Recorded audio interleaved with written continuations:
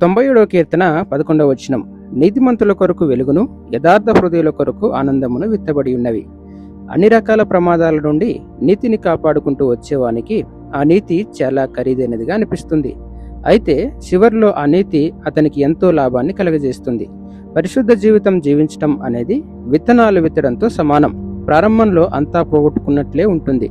మళ్ళీ వాటిని ఎట్టి పరిస్థితుల్లోనూ బయటకు తీయకుండా ఉండేలా విత్తనాలను మట్టిలో పాతిస్తాం. అయితే వెంటనే అవి మొలకెత్తి చేతికి పంట రావాలనుకోవటం మన పొరపాటు. అలాగే ధ్యానవాక్యంలో ఉన్న విధంగా మన కొరకు విత్తబడిన వెలుగు ఇప్పుడే మొలకెత్తి వెలుగు పంట మన చేతికి రావాలనుకోవటం కూడా పొరపాటు అనిపిస్తుంది. అది సహజమే. వెలుగు విత్తబడిందని వాక్యంలో చెప్పబడింది. అది నిద్రాణంగా ఉండినప్పుడు దానిని ప్రస్తుతం ఎవరూ చూడలేరు, ఎందుకంటే అది పాతబెట్టబడి ఉంది కదా. అయితే ఏదో ఒక రోజు అది ప్రత్యక్షపరచబడుతుందని మనకు నిశ్చయంగా తెలుసు.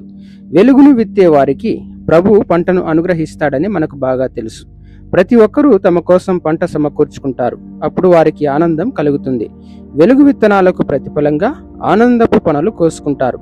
వారి హృదయము ప్రభు సన్నిధిలో యథార్థమైనది. అలా ఉన్నందుకు మనుషులు వారిని మెచ్చుకోకపోగా భయంకరమైన విమర్శలతో వారి మీద దాడి చేశారు.